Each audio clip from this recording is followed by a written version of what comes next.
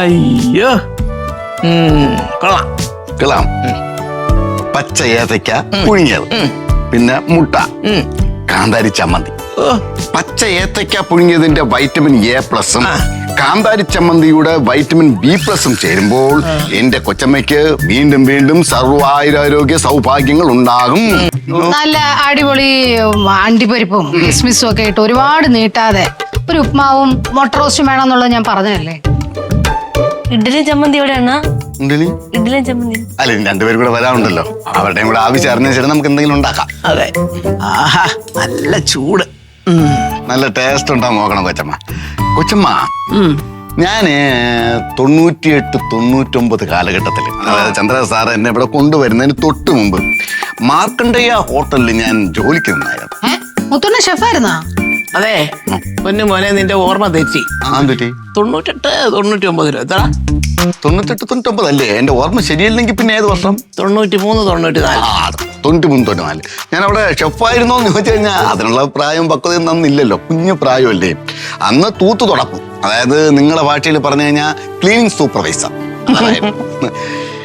അല്ല, ഈ രാത്രിയാകുമ്പോഴേ desk, bench, തറയെല്ലാം തൂത്തിട്ട് ഡെസ്കിന്റെ പുറത്താണ് ഞങ്ങൾ കിടക്കുന്നത്.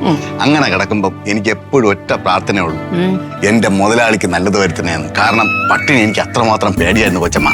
അന്ന് ഒരു നേരത്തെ ആഹാരം മാത്രമാണ് കൂലി എന്ന് പറയുന്നത്. അത് ശരി. ഞങ്ങക്ക് വയറ് വിശക്കുന്ന, കഴിക്കാൻ എന്തെങ്കിലും ഉണ്ടെങ്കിൽ എടുത്തു വെക്ക.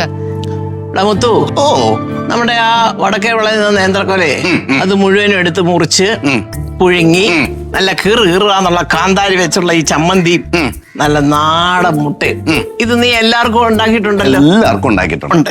അപ്പൊ അതെല്ലാം ഇവിടെ കൊണ്ട് വെച്ച് പ്ലേറ്റും വെച്ചേച്ച് നീ ആണ്ട വൈദ്യന്റെ അടുത്ത് പോയിട്ടേ, ആട്ടക്കാട്ട് വൈദ്യശാലയിൽ പോയിട്ട് എനിക്കുള്ള എണ്ണയും പിന്നെ നമ്മുടെ രാസാദിപ്പൊടി രണ്ട് മാച്ചോണ്ട് വാ. അതെല്ലാം ഇവിടെ കൊണ്ടുപോയിക്ക് കഴിക്കാനുള്ള. എന്തോ? അയ്യോ സ്വാമി, അല്ലെ പ്രസവവും പ്രതീക്ഷയും എന്തിയേ? അവരെയും കണ്ടില്ലല്ലോ. ഉണ്ട് വരും. ആ, വേഗം കൊണ്ടുപോടാ, പിള്ളേരിപ്പോ വരും കേട്ടോ. വരുന്നേ. ആ, എത്തിപ്പോയി. സുരഭി മാറിക്കോ. ഇങ്ങോട്ട് പോയി. ആഹാ, ഇതാണ് സാധനം. Vitamin A+, vitamin C+, B+, എല്ലാം ഉണ്ട്. A മുതൽ Z വരെ എല്ലാ പ്ലസും ഉണ്ട്. പ്രോട്ടീൻ ഇട്ടുപോയി. ഓ, നല്ല നാടൻ ഏത്തക്ക പുഴുങ്ങിയതും കാന്താരി ചമ്മന്തി. ഓ, എത്ര നാളാണ് ഇതൊക്കെ കഴിച്ചിട്ട്? നിങ്ങളെല്ലാരും കഴിച്ചു കഴിഞ്ഞോ? വയറ് നിറഞ്ഞു എന്റെ.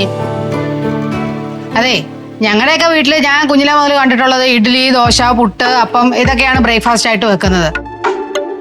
ഇത് ചുമ്മാ വൈറ്റമിനും കലോറിയും അതും ഇതൊക്കെ നോക്കി വെച്ചിട്ട് പറമ്പിൽ കിടക്കുന്ന കായെല്ലാം കൂടെ പുഴുങ്ങി ഞാൻ ഇന്നവരെ അങ്ങനെ ഒന്നും കഴിച്ചിട്ടില്ലേ. അതിന്റെ ഗതികേടും വന്നിട്ടില്ല. പണ്ട് മക്കളെ 2018 ഇവിടെ ഒരു വലിയ വെള്ളപ്പൊക്കം വന്നു, ഓർമ്മയുണ്ടോ? ആ വെള്ളപ്പൊക്കം വന്ന സമയത്ത്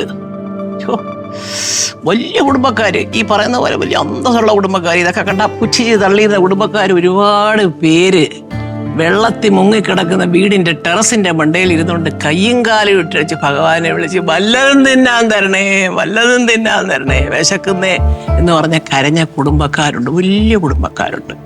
അതുപോലെ തന്നെ 4 ചുറ്റും മതില് കെട്ടി ഭദ്രമാക്കി നിർത്തിയ വീടിന്റെ മതിലിന്റെ മണ്ടയിൽ കൂടെ വള്ളമാവുന്നത് പാവം പിടിച്ച മുക്കോ തൊഴിലാളികൾ, മനസ്സിലായല്ലോ? അത് കൊണ്ടുവന്നവരോട്, അയ്യോ അനിയ, ബ്രെഡോ പഴവോ എന്തെങ്കിലും ഉണ്ടോ എനിക്കൊന്ന് തിന്നാൻ? ഒരു ഉടുതുണി മാറാനുണ്ടോ? മാറാൻ തുണി പോലും ഇല്ല, എല്ലാം പോയി എന്നും പറഞ്ഞ് കരഞ്ഞ കുടുംബക്കാരുണ്ട്. അതൊക്കെ എല്ലാവരും ഒന്ന് ഓർത്തിരിക്കുന്നത് നല്ലതാ, അത്രേ എനിക്ക് പറയാനുള്ളൂ. ഓർത്തില്ലെങ്കിൽ ചില സമയത്ത്, ഒട്ടും വിചാരിച്ചിരിക്കാത്ത സമയത്ത് ദൈവം തമ്പുരാൻ അതൊക്കെ ഓർമ്മപ്പെടുത്തും. പിന്നെ ഒരു പ്രധാന കാര്യം, രാത്രിയിൽ ഉറങ്ങാൻ കിടന്നിട്ട് രാവിലെ എഴുന്നേൽക്കാനായാൽ അതിന് ദൈവത്തിനോട് നന്ദി പറയണം. ഭഗവാനേ, അത്രയൊക്കെ അമ്മയ്ക്ക് പറയാനുള്ളൂ. ഭഗവാന്റെ മുമ്പിൽ കുടുംബവും, ചെറിയ കുടുംബമോ വലിയ കുടുംബമോ മഹാരാജാവോ മഹാറാണിയോ ഇതൊന്നും പ്രശ്നമല്ലേ പൊന്നു മക്കളെ. നിങ്ങൾ വിഷമിക്കണ്ട, കൊച്ചമ്മ സഹിയായിട്ട് പറഞ്ഞു പോയതാ. കൊച്ചമ്മ പറഞ്ഞ എന്താണെന്ന് നിങ്ങൾക്ക് മനസ്സിലാക്കണമെന്നുണ്ടെങ്കിൽ ഒരു ദിവസമെങ്കിൽ ഒരു ദിവസം പച്ച വെള്ളം പോലും കുടിക്കാതെ തെരുവിലെ ആഹാരത്തിന് വേണ്ടി അലയണം. അപ്പോൾ മാത്രമേ പട്ടിണിയുടെ വില, പട്ടിണി എന്താണെന്ന് നിങ്ങൾക്ക് അറിയാൻ പറ്റുള്ളൂ. ഒരു മാറ്റത്തിന് വേണ്ടി പറമ്പ് ചെയ്യുന്ന ഏത്തക്കൊല വെട്ടിട്ട് ഇങ്ങനെയൊക്കെ ഉണ്ടാക്കാൻ പറഞ്ഞതാ. അതിനെയാണ് നിങ്ങളെല്ലാം കൂടെ നിന്ദിച്ചത്. വളരെ മോശമായി പോയേട്ടാ, വളരെ മോശമായിപ്പോയി. എന്തായാലും നിങ്ങൾ പറഞ്ഞ ആഹാരം ഞാൻ ഉണ്ടാക്കി തരാം. ഇന്നല്ല, നാളെ. ഞാൻ ഇത്രയും കഷ്ടപ്പെട്ടുണ്ടാക്കിയല്ലേ, ദൈവത്തോർത്ത് ഇന്ന് അത് കഴിക്കും. നാളെ നിങ്ങൾ പറഞ്ഞ ആഹാരം ഉണ്ടാക്കാം. മുത്തുണ്ണ 2 പ്ലേറ്റ്.